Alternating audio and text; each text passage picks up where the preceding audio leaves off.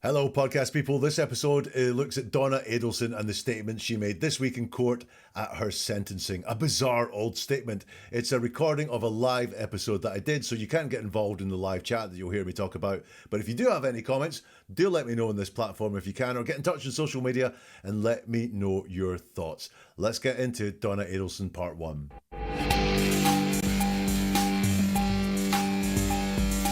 Now, nearly everyone latched on to Donna Adelson's claim that the jurors in her trial were sleeping, but listen closely.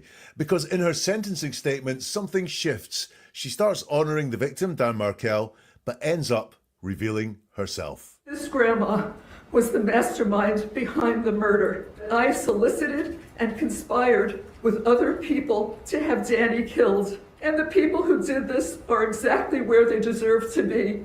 Welcome to Never a Truer Word, where we look at the words that people choose to use to see if they're telling the truth, the whole truth, and nothing but the truth. Now, if you're new here, what I do is different from anyone else because I strip away everything apart from the words that are said by the people at the heart of the story.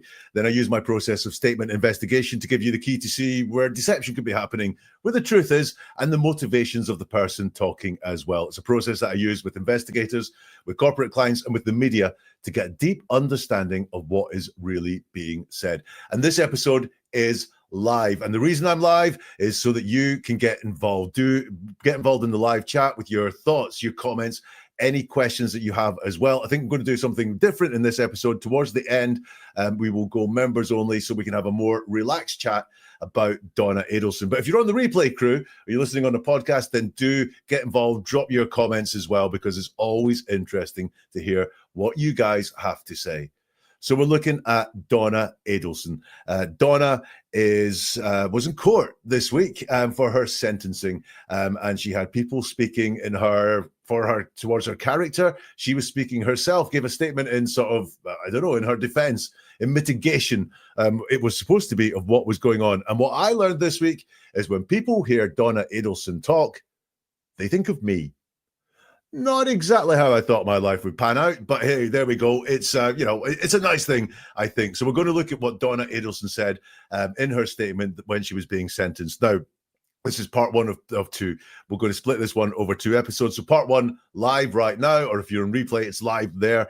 Part two will be here in a few days, and also will feature Harvey Adelson, who spoke up for Donna as well. I mean, spoke up in quotation marks. So many people asking for Harvey Adelson to be analysed. So I'm going to do that in part two as well.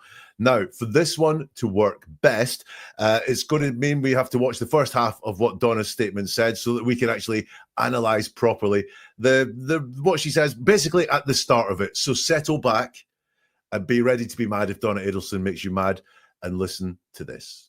Is this loud enough, Judge? I can hear you. Thank you for letting me speak.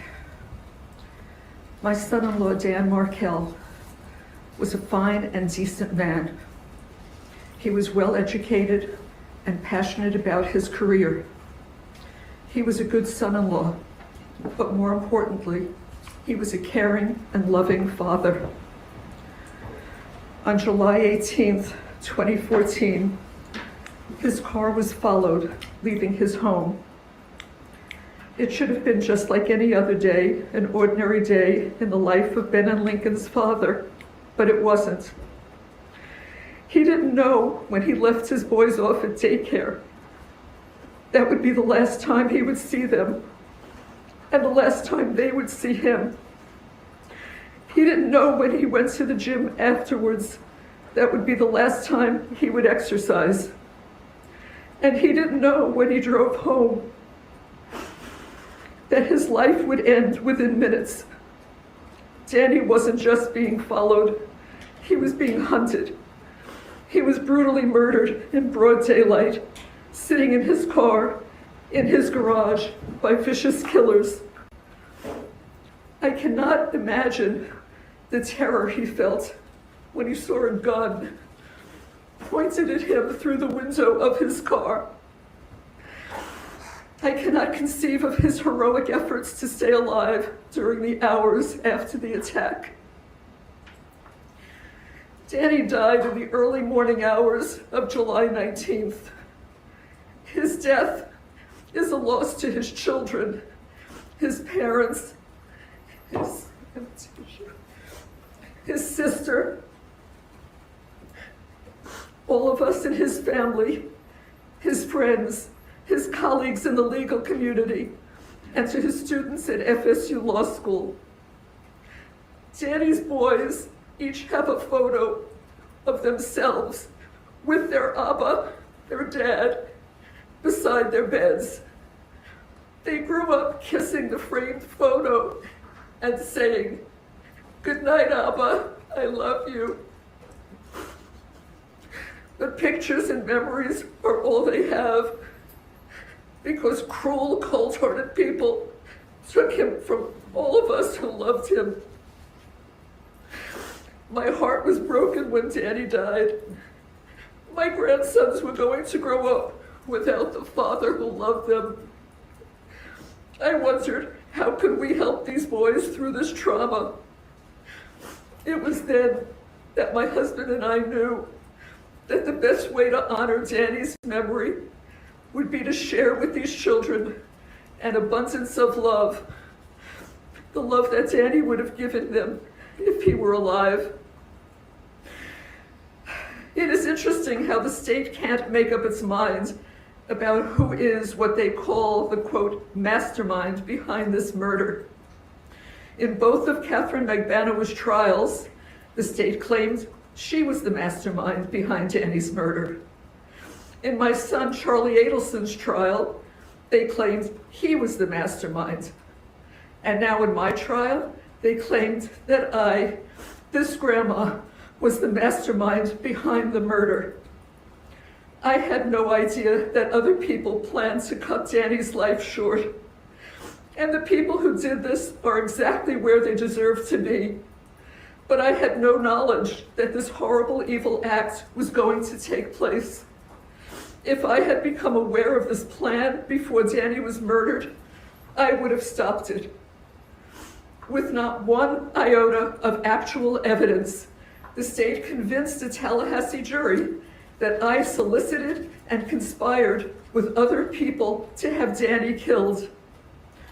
Where is the evidence prior to the murder? The evidence beyond a reasonable doubt that the state needed to prove their case. Where is the evidence before July 18th, 2014 at 10:50 in the morning? Before you continue, Mrs. Adelson, as it relates to this statement, is the defense trying to re-argue the trial? No, Judge, just giving Mrs. Adelson an opportunity to be heard. Right, excruciatingly bad. And the reason I wanted to look at all of that is because the very beginning of it is very different from what goes on in the rest of it. She changes as she goes on. She cannot stick with what it is that she wants to portray. And that is the loving grandmother, the person that really, really cares for these boys. Because that's the impression she wants you to get, because this is the first thing she kind of says. She wants to come away thinking how much she thinks about these grandsons, these boys. But just let's look at how it all develops. She starts off with, "Thank you for letting me speak. My son-in-law, Dan Markell, was a fine and decent man." Now, that is actually very straightforward. It's the truth. That's what the truth sounds like when someone talks. Don't think for a second she thinks it, but it's very straightforward. She then says he was well-educated and passionate about his career. Now, again, these things may be true, but that's the first thing she mentions is her priority. So really, when she thinks of Dan Markell, the first thing she thinks of is his education and being passionate about his career. Really, it's his social status. And the way we list stuff and the priorities we give things always can give us an insight into the psychology of the person talking. I think that's very true with what comes here from Donna, which is that the first thing she thinks about is his status, and that is that he was well educated, passionate about his career. Now, is that what she thought made him great son-in-law material? That's the sort of stuff that could well be going on. But what we get there is that he's dead and has been dead for a long time. And I don't mean to be rude, but his career and his education don't really matter now. It's about the children that he left behind. And she doesn't mention them first. It's his social status. I think the fact that she was very happy at first to have this guy in her family, in her life, because he was well educated and passionate about his career. She then moves on to talk about him more as a person, but this is secondary to his education and his career. He was a good son-in-law, just good, by the way. But more importantly, he was a caring and loving father. Now, this has come after saying how well educated he was. So it's not really more importantly at all. She mentioned the most important thing to him first.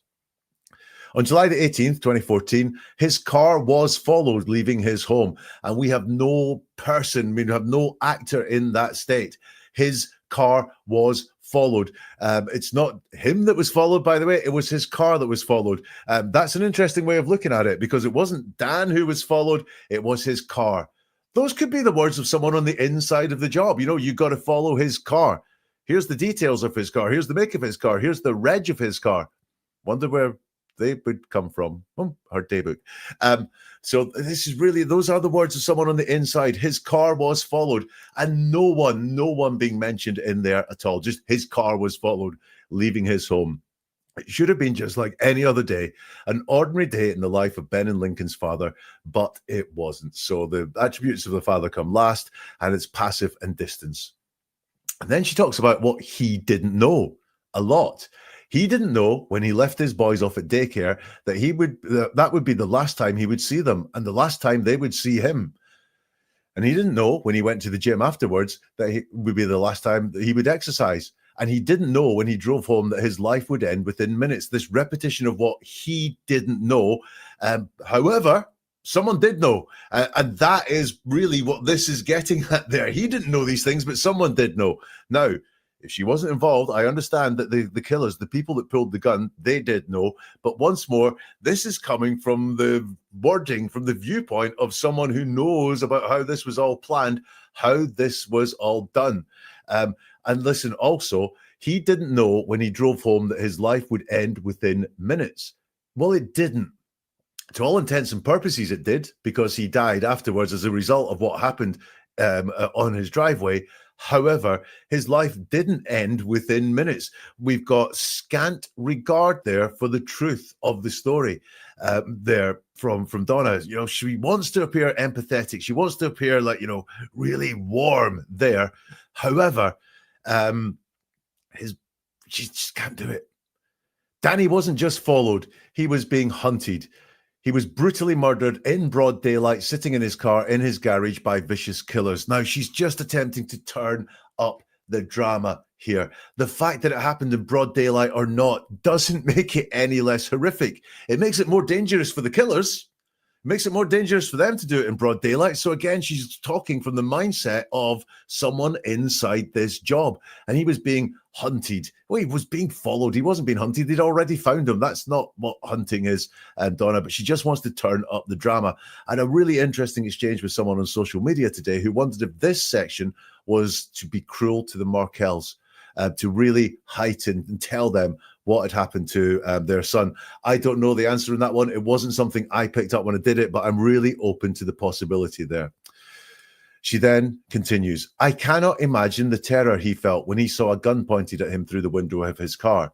I cannot conceive of his heroic efforts to stay alive during the hours of the attack. Danny died in the early morning hours of July 19th. You told us just 30 seconds earlier that he died within minutes. So you're telling a completely different story here. But the empathy is missing because she cannot imagine. I cannot conceive, i.e., she is looking at it through her lens. And therefore, she's not looking at it through his lens. She's not saying that he must have felt terror. Not he must have fought so hard to stay alive, thinking of it from his point of view. She's saying that she cannot imagine and she cannot conceive the heroic efforts. The empathy is missing. She leads with how she feels about it, not with how Dan would have felt about it. Why? She has no empathy whatsoever, which is why she can't imagine and why she cannot conceive. So in the first part that I want to break down there, she leads with his social status first. I think that reveals her priorities, and the grandsons, they come a poor second. Donna says she wants to highlight the horror. Donna wants to highlight the horror to turn up the empathy so she can make it sound really horrific and then say, hey, look, I feel this. I really do feel this, but she has no empathy to show.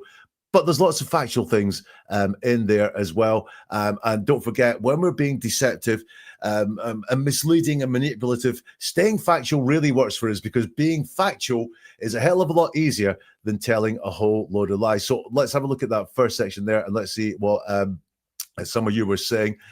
Erin, a heroic effort to stay alive. He was unconscious, woman. What an unsympathetic, empty-hearted woman. Completely agree there with you, Erin. I think that is why this is just not all ringing true with her. There we have Martina saying she can't see this directed at the grandsons. It's too graphic and cruel. It didn't land with me that way, Martina, either, but cold-hearted, graphic, cruel, kind of good sum up the good ship, Donna. Rebecca, oh my God, yes. How would anyone know they were going to be killed? They wouldn't. This was all worded from the point of view of someone who knew about the planning and had the inside knowledge. They knew, the person talking knew that he was going to be killed. But Dan didn't. He didn't know. Summertime something says, trying hard to say all the right things, but she's such a liar. She hated Dan, and the judge knows that. That is what comes across there. She's trying hard to say the right things, but it's hard for her to say the right things because she doesn't have them there. Erin again says that quivery voice is ridiculous. I don't think you'd be alone in that observation there. And Panic at the Discourse, his car was followed. A missing actor. Completely right. Pause for Andrea says this was all a show for the grandchildren. It was a show, and we can see already it feels like a presentation, doesn't it? It feels like she is putting on this show. She's trying to assemble all the right bits to make something out of this. However, she can't. She doesn't have the authentic feelings inside her to get them out, and she has to hide, I believe, a lot of her actions and a lot of her involvement because she doesn't have them there to share. Right, we'll do the second part of it now, and I'll just remind you of how it sounds, so stand by for a minute or so of quivery voice. His death is a loss to his children, his parents, his sister, all of us in his family, his friends, his colleagues in the legal community, and to his students at FSU Law School. Danny's boys each have a photo of themselves with their Abba, their dad, beside their beds. They grew up kissing the framed photo and saying, "Good night, Abba, I love you." But pictures and memories are all they have, because cruel, cold-hearted people took him from all of us who loved him. My heart was broken when Danny died. My grandsons were going to grow up without the father who loved them. I wondered, how could we help these boys through this trauma? It was then that my husband and I knew that the best way to honor Danny's memory would be to share with these children an abundance of love, the love that Danny would have given them if he were alive. Going down well with people then. Donna, no one is buying Donna's story. So that section there, she starts off by saying his death is a loss to his children. One of the things I've noticed here is that she seems to be bringing lots of cliches to the fore, because that's what we kind of lean on when we don't have anything genuine to say. What would other people say? What have I heard before? His death is a loss to the children. And also earlier we had this, murdered in broad daylight. His death is a loss to his children. Present tense, she's saying that it is a loss to his children. And I do wonder and pick up some things in there where I think there's a realization of what that family has done. Not sure they feel bad about it, but I think there is a realization there about what that has happened there. A loss to his children, his parents, his, can I have a tissue, his sister, all of us in his family, his friends, his colleagues, the legal community, and to his students at FSU Law School. Not Donna personally, you'll notice. She doesn't talk about her own relationship with Danny at all, and the fact that it's felt by her personally. It's just all of us in this family who gets mentioned, which kind of lumps her in there, but she doesn't talk at all about how she related with this guy whatsoever. And then back to his career. I think that was the most appealing thing about Dan Markel to Donna, was the career that he was in the legal community, and he had students because he was at FSU Law School, gave her some status that she could, talk about my son-in-law, the lawyer. I think that's what was important to Donna. Danny's boys each have a photo of themselves with their Abba, their dad, beside their beds. They grew up kissing the framed photo and saying, "Good night, Abba, I love you." We've got a bit of a mix of tenses there. So Danny's boys each have a photo of themselves with their Abba beside their beds. That is present tense. That is saying that it happens right now. However, she then says they grew up kissing the framed photo and saying, "Good night, Abba, I love you." So they grew up doing it, which is in the past tense, something they grew up doing. So which one is it? Look, both could be true. They could have the picture, they just no longer kiss it anymore. But it's an interesting insight there. That mismatch of pronouns makes me go, did that really happen? Did it happen for such a long time? They grew up saying every night. Sorry, she doesn't say they did it every night. They grew up kissing that framed photo and saying, "Good night, Abba, I love you." Did it happen once? Is that really, what has gone on? Has she witnessed that happen once? The pictures and memories are all they have because cruel, cold-hearted people took him from all of us. Now, there's a thing called an embedded confession. That is when someone is trying to say they didn't do something, but they very directly also say the words that I did do something. If you were here at the beginning of the episode, you would have seen some of them from Donna, where I could clip her and make her look guilty as anything. And listen, cruel, cold-hearted people took him is the truth. Regardless of who did it, it is the truth. But I believe this is some self-awareness and coming out there, which is that she thinks of the people who did the murder as cruel, cold-hearted people and took him from all of us who loved him. Once again, she can't speak for herself. It's just got to be all of us who loved him. My heart was broken when Danny died. Was broken, not is broken. She doesn't miss him now, and she hasn't said she misses him now. She's talking in the past tense there. My grandsons were going to grow up without a father who loved them.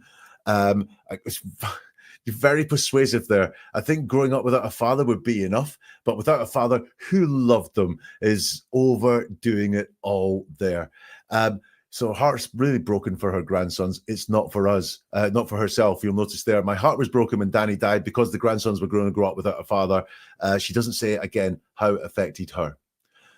I wondered how we could help these boys through this trauma. And it was then that my husband and I knew that the best way to honor Danny's memory would be to share with these children an abundance of love, the love that Danny would have given them if he were alive.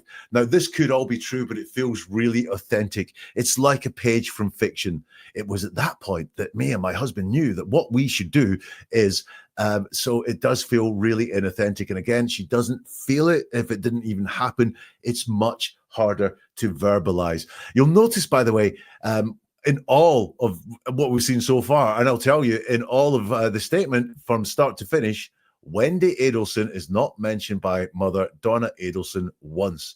Now, surely she would have been part of that conversation. The best way to honor Danny's memory with the children, giving them the abundance of love that Danny would have given them. But Wendy's gone AWOL. Wendy has gone missing. I'm interested in why she is not being mentioned by the mother there. Harvey mentions Wendy once, but Harvey actually didn't talk very long.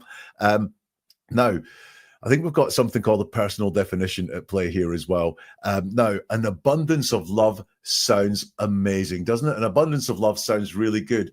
But what I think an abundance of love is, what Donna thinks an abundance of love is, could be two different people.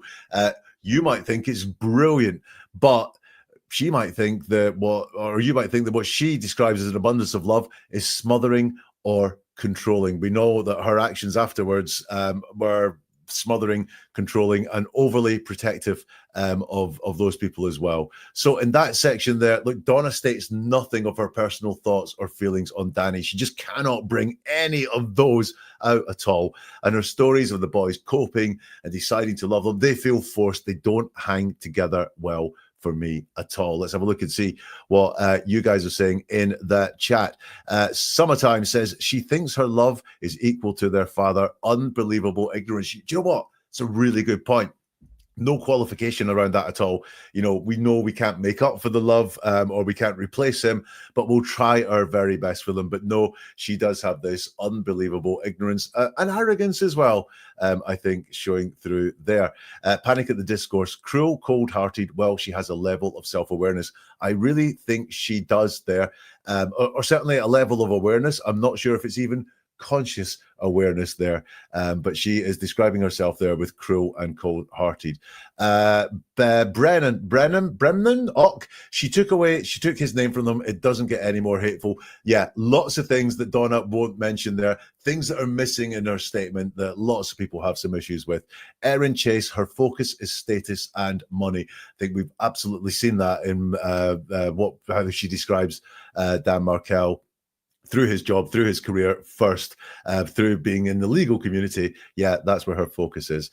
Saza Sky, and the love you wanted to be able to give those boys instead of them receiving the true love from their beloved daddy. What kind of love does that to anyone? It's not love at all.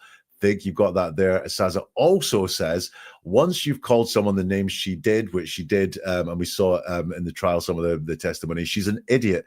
If she imagines anyone would believe her fake display of loving Dan and heartbreak at his death, I've got to say she is an absolute idiot if she thought any of this was going to land in any way good for her.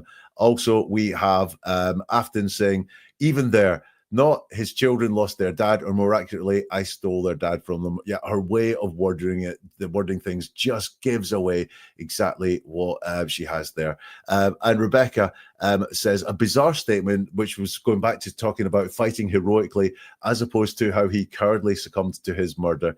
I think that is a really pertinent statement as well. We've got more. But first of all, let me do some announcements. Look, we've got lots of people watching this right now. If you want this to get out to more people, not just to learn what Donna Adelson is saying, but learn how to decode people's words, because I'm always dropping helpful hints and tips and how to look at how someone is talking and the words that they're using, then do please press a button on your screen, press the like button, subscribe to this channel. Number one, you will get part 2, which, don't forget, features Harvey. If you press that subscribe button, you'll make sure you get notified of that. The like button helps us get out to more people, and I know some people have been sharing it with people that are interested in the whole Adelson Dan Markel murder story. Sharing it really helps this get out to more people as well, which is kind of obvious. That's what sharing is all about. Listen, I regularly hear from people who have dealt with life situations and say, I'm really grateful because I learned something from watching one of your episodes, and I was able to put that in practice in real life and know someone was lying to me or know someone was trying to rip me off. So I think this is a great way of looking at the world. The more people that can listen with some new ears and upskilled ears, the better. So anything you can do, subscribing, liking, sharing, recommending it, helps fuel the fire and may make someone's world just a bit better one day, and that would be a really good thing to do. Shall we get back to the courtroom? Shall we get back to a bit more Donna? Let's do it. It is interesting how the state can't make up its mind about who is what they call the, quote, mastermind behind this murder. In both of Catherine Magbanow's trials, the state claimed she was the mastermind behind Danny's murder. In my son Charlie Adelson's trial, they claimed he was the mastermind. And now in my trial, they claimed that I, this grandma, was the mastermind behind the murder. I had no idea that other people planned to cut Danny's life short. And the people who did this are exactly where they deserve to be. But I had no knowledge that this horrible, evil act was going to take place. If I had become aware of this plan before Danny was murdered, I would have stopped it. With not one iota of actual evidence, The state convinced a Tallahassee jury that I solicited and conspired with other people to have Danny killed. Where is the evidence prior to the murder? The evidence beyond a reasonable doubt that the state needed to prove their case. Where is the evidence before July 18th, 2014 at 10:50 in the morning? Before you continue, That Mrs. revealed- Adelson, as it relates to this statement, is the defense trying to re-argue the trial? No, Judge, just giving Mrs. Adelson an opportunity to be heard. And there comes the judge intervening there. Listen, we're kind of ahead of time on schedule, so if I get enough likes for this, not that I'm blackmailing you or anything, we'll do another segment after this one. This was the last one that I planned to do. We will do a little bit more, Donna, if I can get enough likes in the 5 minutes or so that it takes us to go over that segment there. She starts off, "It is interesting how the state can't make up its mind about who is what they call the, quote, mastermind behind this murder." Now, it is interesting how the state can't make up its mind. Just interesting. And again, this is because she doesn't have the genuine words. Infuriating could be used. It's infuriating that the state can't make up their mind. It's extremely telling that the state can't make up their mind. It's just interesting to Donna, i.e., this is a little thing that I can pull out. This is a little thread that I want to go for. It's just interesting. She doesn't have the words. In both of Catherine Mabanawa's trial, the state claims she was the mastermind behind Danny's murder. In my son, Charlie Adelson's trial, lovely way she formally introduces her son. In my son, Charlie Adelson's trial, they claimed he was the mastermind. And now in my trial, they claim that this grandma, was the mastermind behind the murder. You'll notice she doesn't deny being the mastermind behind the murder. Her problem is that there seems to have been 3 supposed masterminds at times. Not, falsely claimed. It's ridiculous. What she says is, this grandma was the mastermind behind the murder, as if being a grandma means that she can't be the mastermind behind the murder. She can't rebut this whatsoever. Or if she can, she chooses not to, which is a very strange thing to do. She doesn't go back on any of that whatsoever. She says, "I had no idea that other people planned to cut Danny's life short." I had no idea. I always say, if someone says they have no idea, then they really could be deceiving you. Like, how did that glass get smashed? No idea. Well, you do have an idea. Something hit it very hard and that's how it got smashed. No idea is something we use to look concrete and just go, no idea. Slightly differently used here, I think, but I'm going to flag up no idea anyway. It wasn't the much more reliable, "I did not know." It was, "I had no idea that other people planned to cut Danny's life short." Now, is this the words of the mastermind? This is, again, the words of someone with info. People plan to cut Danny's life short. And the people who did this are exactly where they deserve to be. I think this is another embedded confession. The people who did this are exactly where they deserve to be. But she doesn't mention the people. It's other people plan to cut Danny's life short. The people who did this. She doesn't exclude herself from any of those sets of people. But I had no knowledge that this horrible, evil act was going to take place. And what we've got going on there, when she says she had no knowledge of it, is implying that she could have had knowledge of it. She could have, to say that something couldn't be true, you've got to acknowledge that it could be true. To say that something isn't true, you've got to acknowledge that it could be true. If you know what I'm saying there, I had no knowledge that this horrible, evil act was going to take place, is the words of someone who's very aware that they could have had the knowledge that these horrible and evil acts were going to take place. She carries on, "If I had become aware of this plan before Danny was murdered, I would have stopped it." Now, we have got some things going on here. Number one, the only way to stop the murder of someone is by doing something before they're murdered.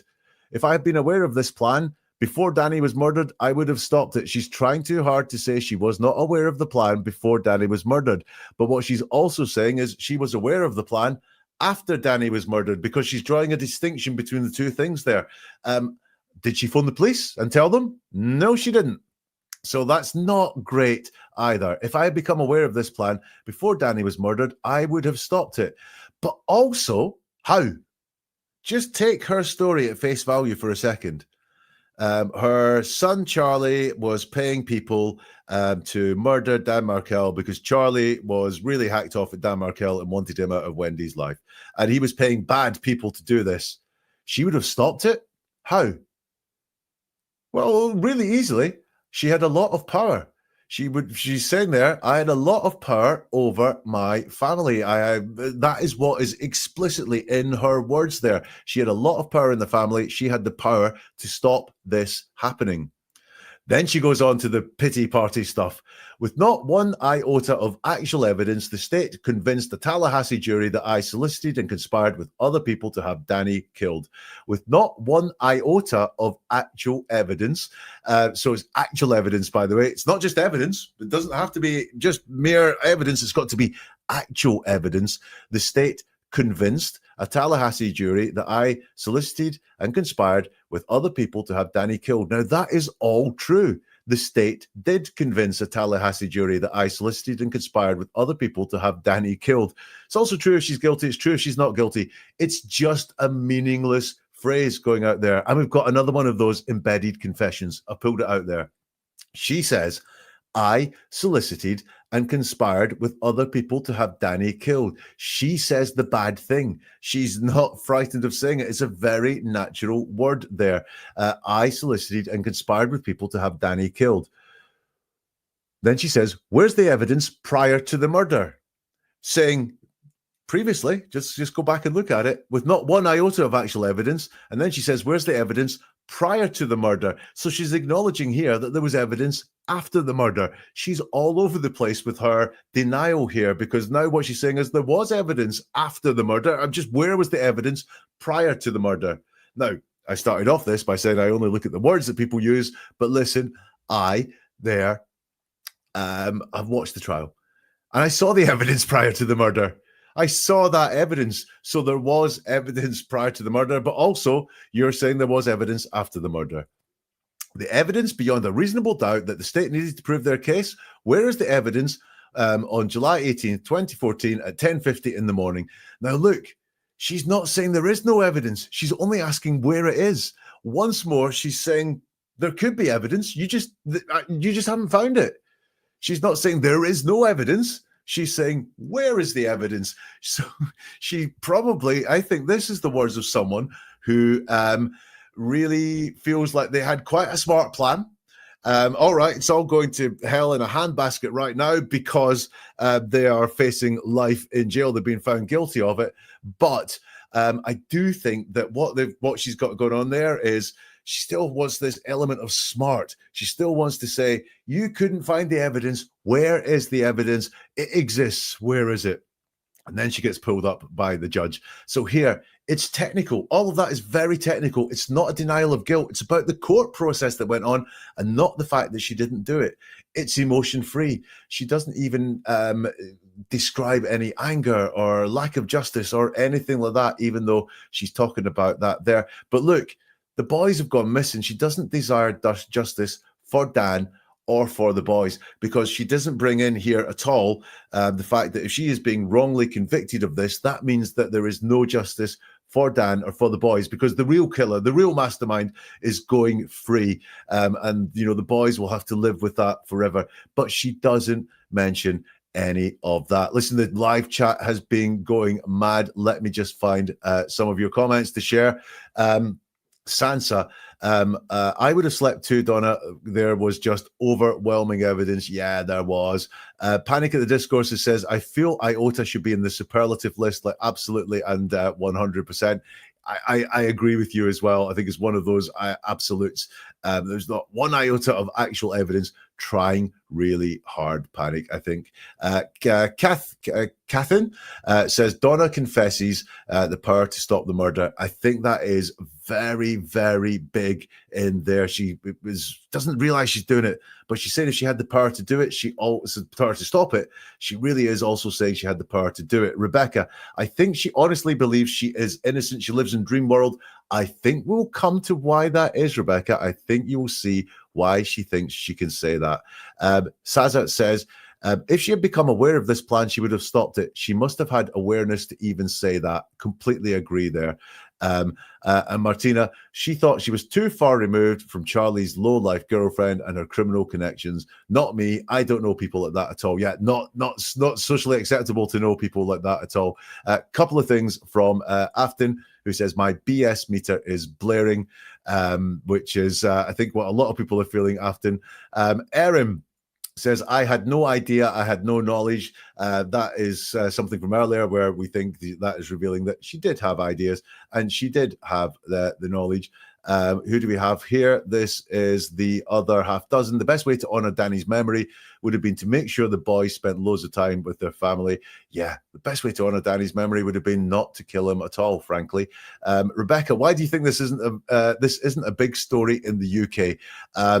I don't know. I'm not an expert. We've probably got enough problems of our own at the moment, Rebecca, going on.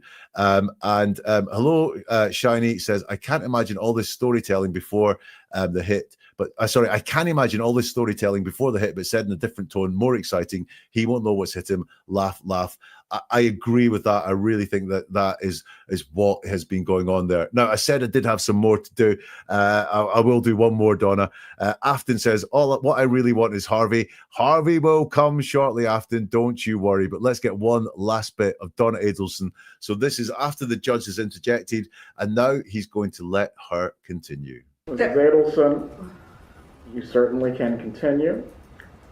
However, the court can take into consideration the utter lack of remorse that you are displaying. Please proceed if you desire to do so. Where is the evidence before July 18th, 2014 at 10:50 a.m. that revealed that I had any involvement in this vile and horrific act? Where is the solicitation and conspiracy evidence? The state needed to show that there was evidence before the murder to convict me. The state couldn't show that because there wasn't any evidence. They were trying an innocent person. It makes you wonder if the jurors were sleeping when the state had Sergeant Corbett on the stand for hours. Their own star witness testified that my phone was never, I repeat, never at my son's house on the night of the murder. Okay, what have we got from that bit there? Well, normally I look at the words of the person of interest, Donna Adelson in this case. However, I'm going to look at one of the judge's words here, where I think he was very unjudge-like. Ms. Adelson, you certainly can continue. However, the court can take into consideration the utter lack of remorse that you're displaying. Please proceed if you desire to do so. So what he's not just saying is we can take into consideration the lack of remorse. He is letting her know that it's not just a lack of remorse, it's an utter lack of remorse. He's letting his annoyance show there. He's tipping her off. He's doing her a favor and saying this utter lack of remorse, not just lack of remorse, but utter lack of remorse isn't going to do you any good, and we can take it into consideration. Interesting little thing there from the judge. Donna continues with her, where is the evidence? Where is the evidence before July 18th, 2014 at 10:50 a.m. that revealed that I had any involvement in this vile and horrific act? Once more, the words are saying she did it. Where is the evidence that revealed, not allegedly showed, not, hinted at? It's revealed. Something can only be revealed if it's there. So once more, her words are revealing that she was involved in this. Where is the evidence that revealed that I had any involvement in this vile and horrific act? Where is the solicitation and conspiracy evidence the state needed to show that there was evidence before the murder to convict me? The state couldn't show that because there wasn't any evidence. So once more, it's not, it didn't happen. It's that there wasn't any evidence. Nothing could be found. But oh my word, they just keeps revealing time and time and time again. And you'll notice she's asking questions. She's not making statements and saying straightforwardly, this did not happen. I did not do this. Now, really, that's not the point of any of this. But, this is what she thinks her point should be for some reason. She's stating all these things as questions. We could actually answer those questions. Wasn't any evidence is not the same as it didn't happen. She's getting in on the technicalities, not on the solidity of what she has done. They were trying an innocent person. Now, this is what I think is going on here. Someone said in the chat that she thinks she's innocent. I don't believe she thinks she's innocent totally. But excuse me, I think she thinks she's not a murderer because someone else pulled the trigger. Someone else planned the logistics of the thing. There were two people there and she was hundreds of miles away at the time. I don't think she thinks that she is a murderer. And I think that she thinks she's been too smart and was too smart to be connected with that. But that's why I do think she thinks that she can call herself an innocent person because she didn't pull that trigger. It's a personal definition. It's something that gives her comfort that she feels she can go to bed at night saying, I'm not a murderer. I only sort of planned it, but I didn't actually do any of the really bad stuff. She then says, it makes you wonder if the jurors were sleeping when the state had Sergeant Corbett on the stand for hours. She doesn't say it makes her wonder. She just says it makes you wonder. That's you. That's not her. She's not wondering if the jurors were sleeping. She knows fine well that they were not sleeping and that they heard everything that was there. That's why she uses the word if. She doesn't say the jurors must have been sleeping. She's like, if the jurors were sleeping. Their own star witness testified that my phone was never, I repeat, never at my son's house on the night of the murder. Now, this is her fighting for her life. And the best she can do is that someone testified. By the way, she's been saying that all this was rubbish, but all of a sudden, when it's in her favor, in her words, then we can take all this testifying. But it's your phone that wasn't there. My phone was not there. She doesn't even finish the point. She doesn't complete the circle and say, my phone was never, I repeat, never at my son's house on the night of the murder, which is evidence that I was not there either. But she doesn't have the ability to square that. Why? Because it's not true. So look, this is weak. She's fighting for her life, and the best she can do is ask questions, split hairs on things, and be snide about the jury. It's really weak. If that's the best you can do, you got to wonder what else is in there. Did she honestly think this would fly with the judge as well? I think this is deluded and delusional. Part 2 will be, it'll be with members of the channel who have access to that sort of thing. Tomorrow we'll be with everyone across the weekend, where we look at the end of what Donna said. Now she's been told off a little bit by the judge, and then we'll also look at what Harvey says. We'll go members only in a few minutes as well, but let's just wrap up with a few things that you guys are saying. Miss Wildside, not a murderer, just a conspirator. The law doesn't distinguish the difference. And I think that is exactly right. But I don't think Donna thinks in those terms when she's doing that thing of saying, look, I'm innocent. I'm not a murderer. I mean, I was involved in the planning and stuff, but that doesn't make me a murderer. I'm innocent of murder. Martina, the friends don't need to be paid. They are the same wealthy, arrogant people who think they are beyond everybody. Strong smells of that when I was watching some of that testimony. Martina also says, I'm sure Donna regrets not testifying since she would have been able to explain it all to the stupid Tallahassee jury. I don't think she does regret not testifying because I think she knew she would be in it deep.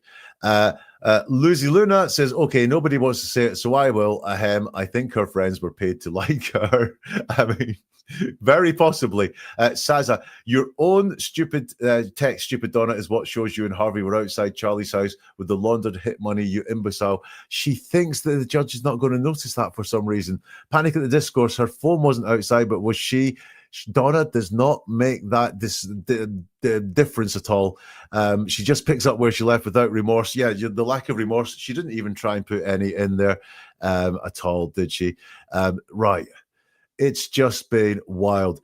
Part 2 is on the way. So listen, if you do hit that subscribe button, then you will get part 2 when it is released. And then we can find out what I think make of the end of what Wendy was saying. And also then what I think we will get from Harvey, which is, it is a lot that Harvey gives. It is a big, big lot. We're going members only in a minute, where I'll stay around and have a chat about anything that's there, and under the widest circumstances as well, because, you know, there is lots to talk about in this case. But yeah, if you want to get a breakdown on Harvey, and if you want to get a breakdown on the end of Donna Adelson's as well, then do subscribe, and it will be with you very, very soon.